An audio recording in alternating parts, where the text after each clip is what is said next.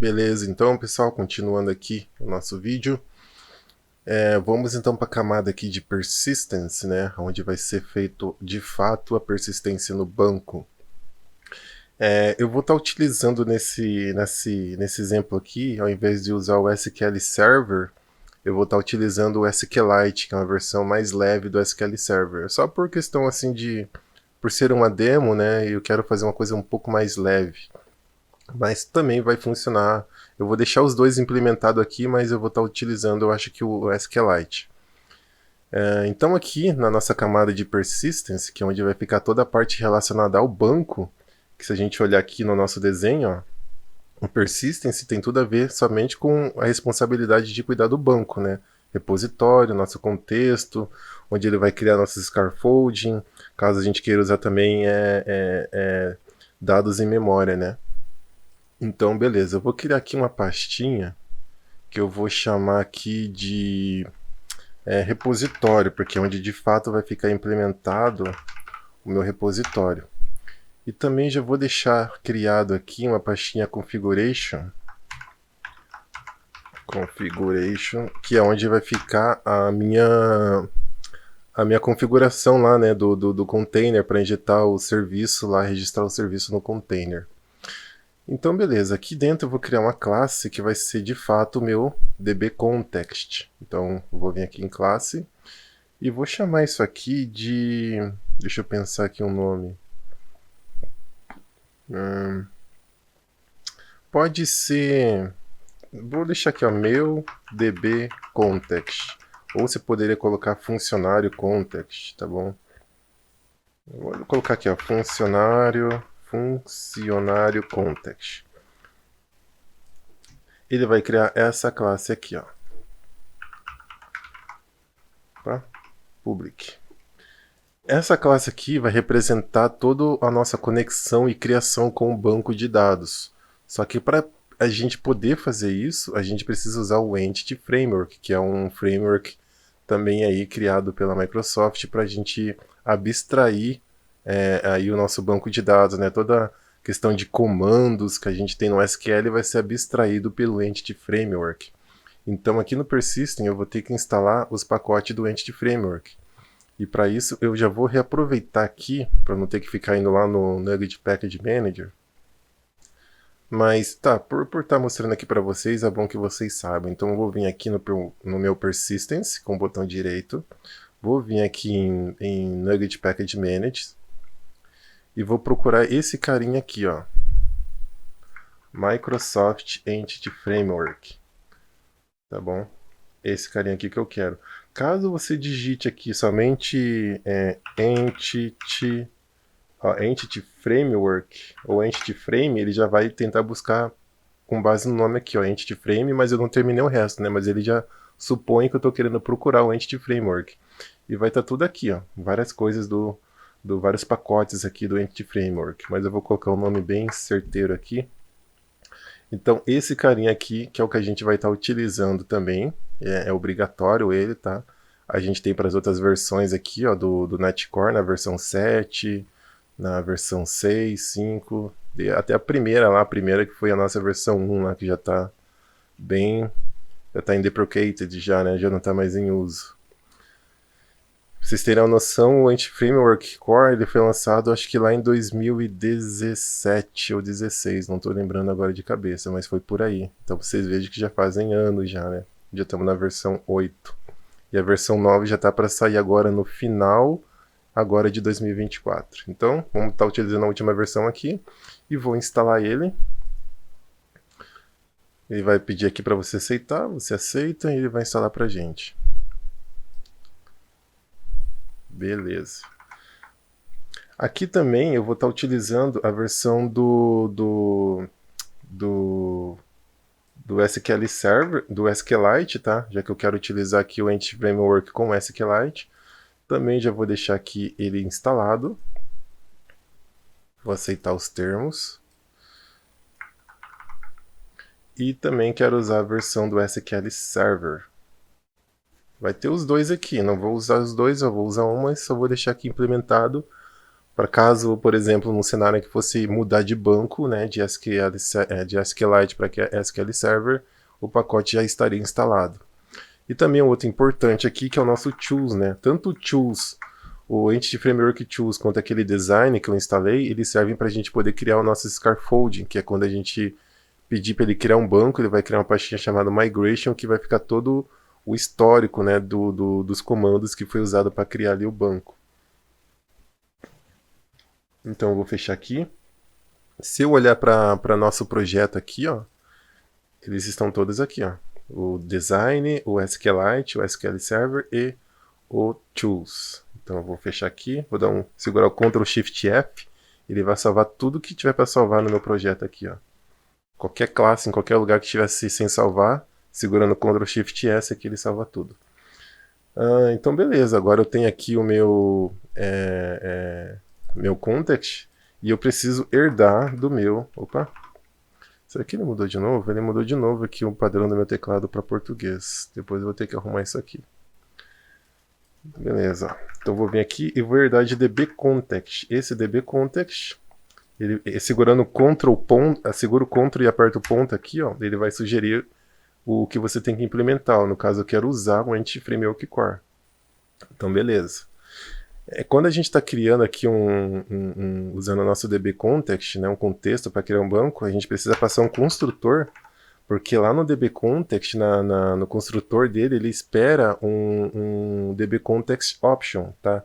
Então eu vou estar passando aqui justamente ele. Então aqui, ó, dbContext options, e eu quero passar justamente o mesmo tipo da classe que está aqui, ó. dbContext options, eu vou chamar isso aqui de options, e vou passar para a classe base o meu options que está aqui. Beleza, está bem encaminhado aqui. Dentro aqui do construtor, nesse caso aqui, não vai nada, tá? Tem situações bem mais complexas que você precisa implementar alguma coisinha aqui dentro, mas nesse nosso cenário aqui a gente não vai fazer isso, tá bom? E a gente tem um método aqui, que eu vou até reaproveitar aqui, chamado oModelCreating. Aqui, eu vou colocar ele aqui embaixo. Vou mudar isso aqui. Então, ó, a gente tem um oModelCreating, que assim que essa classe aqui for instanciada, ele vai chamar esse método aqui, e ele vai aplicar todas as configurações que estejam nesse mesmo assembly aqui, né, no caso do persistence, ele vai aplicar todas as configurações que estejam aqui. Essas configurações eu já vou criar daqui a pouco, para vocês verem também como é que fica. Agora a gente só precisa criar também a nossa base, né? A nossa tabela de funcionários. Então eu vou vir aqui e vou chamar o nosso public db7. Deixa eu fazer o seguinte, eu não quero usar o nome inteiro aqui, só quero usar o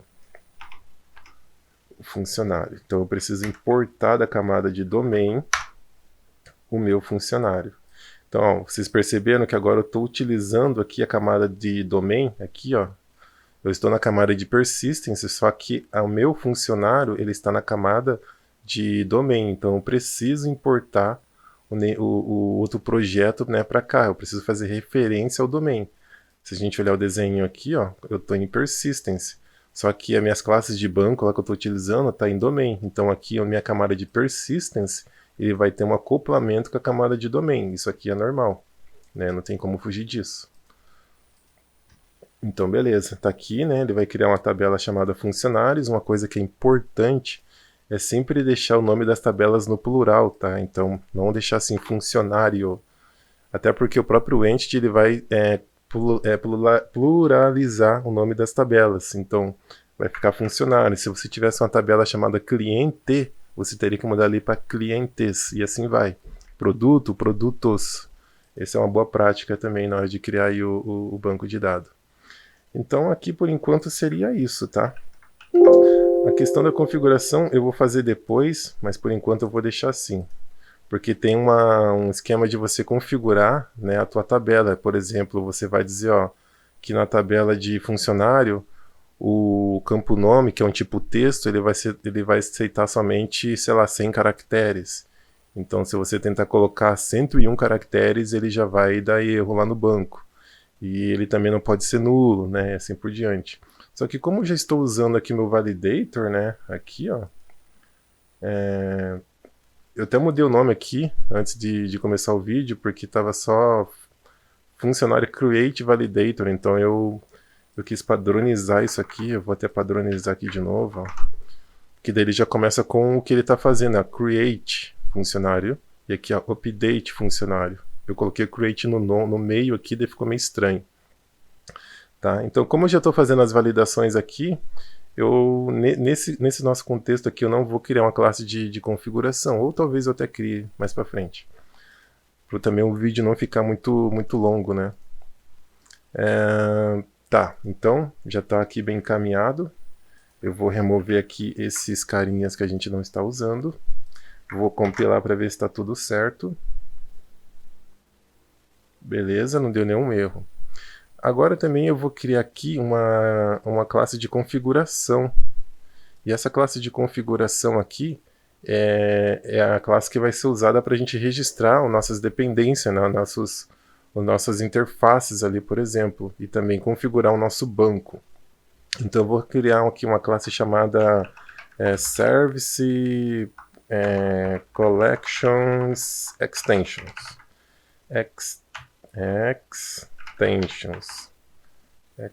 Meu Deus. Aqui, ó. É isso mesmo? Então deixa eu pegar aqui. Agora sim, Service Collections Extensions. Beleza, tá aqui, vou deixar ela pública, porque a gente vai usar ela em outro lugar, né? E para a gente criar aqui classes de extensões para o nosso Service Collection, ela precisa ser estática, então eu vou mudar aqui de Public para Public Static Class. E o método também precisa ser estático, tá? Eu já vou reaproveitar aqui e vou fazer assim, ó. E vou explicar para vocês. Aqui vai ser o meu funcionário context, tá bom? Aqui eu vou estar utilizando o SQLite, que também está lá no nosso Entity Framework. Vou chamar aqui, eu vou ter que criar lá no nosso ASP.SERING JSON, esse carinha aqui, daqui a pouco. E a gente vai estar criando aqui a gente vai ter que fazer uma dependência aqui, né? Registrar aqui a dependência do nosso iFuncionário repository com o nosso funcionário repository, porque quando, deixa eu só importar ele para cá, é que eu não criei ele ainda, mas já vou criar ele aqui agora, para ele não ficar dando esse erro aí. Aqui, deixar ele público também, e vou falar que ele vai herdar aqui de iFuncionário repository. Eu sou obrigado a implementar todos os métodos que estão aqui, ó. Uma vez que você herda de uma interface, é um contrato, então você é obrigado a implementar todos os métodos que estão lá, senão vai dar erro, tá bom? Já vou deixar criado aqui um construtor, e beleza. Então, agora a gente pode voltar aqui na extensão, e ele vai estar aqui. Então, o que eu estou falando aqui? Estou falando aqui, eu estou registrando a implementação aqui do funcionário repository, que vai estar utilizando a interface aqui, né, de iFuncionário repository, para o Entity Framework saber onde é que está aqui a implementação de cada um, e também já vai fazer as nossas injeção de dependência para a gente. Tá bom? Porque quando a gente fazer a injeção de dependência, ele já vai saber que já está registrado, então, a implementação aqui do iFuncionário repositório com o funcionário repositório. Aqui eu tinha deixado, né, caso você queira utilizar o SQL Server, vai estar aqui os dois. Mas nesse caso aqui eu vou estar usando o SQLite, com uma versão mais leve, né, do SQL Server. Assim o nosso projeto fica mais simples. Então beleza, deixa eu só compilar aqui, tá tudo certo também. E agora o nosso próximo passo aqui seria em mandar isso aqui lá para a nossa camada aqui da API, para ele poder registrar esse serviço aqui, tá? Então aqui na minha camada de program, bem aqui em cima, ó, deixa eu colocar bem aqui, eu vou chamar esse método. Então eu vou vir aqui ó, em builder ponto services ponto add infrastructure. Só que ele não está reconhecendo esse cara aqui, então eu posso fazer dessa maneira aqui, ó. Aqui em cima, vou chamar aqui um using. Meu Deus. Meu Deus. Acho que ele já mudou de novo o meu padrão aqui para português. Ah, não, tá certo. Aqui, ó.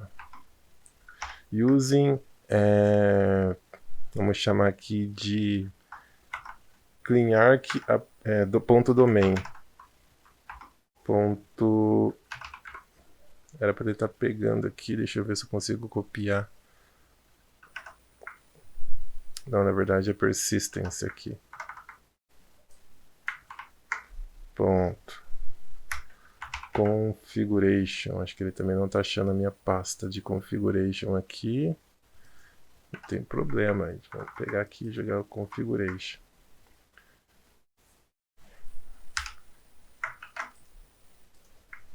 Vamos ver se ele vai achar. Não achou. Tá, então vamos fazer diferente. Vamos vir aqui. Vou vir add. Não, add não. Aqui no meu... Cadê aqui? Era para estar por aqui.